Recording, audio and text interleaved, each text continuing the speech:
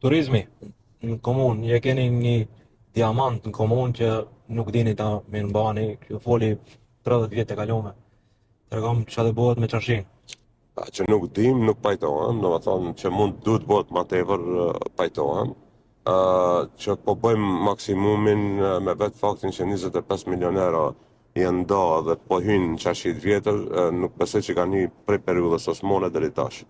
Do të thonë as komunizëm, as në prej viteve 90 deri tash nuk mba mend qarshia që ndoj qeverit vendose në një mbledhje qeverie 25 milion euro të ndan për zgjedh problemin kryesor të qarshis, parkingun në toksor apo parkingun, që sigurojmë, po sigurojmë afër 1000 vend parkinge për qarshin dhe kjo është. Ato janë 1000 familje brenda ditës në çarshi. Për jashtë. Po, se ka 700 dyqane, pra këtë e zgjedh me çështjen problemi kryesor të qarshis.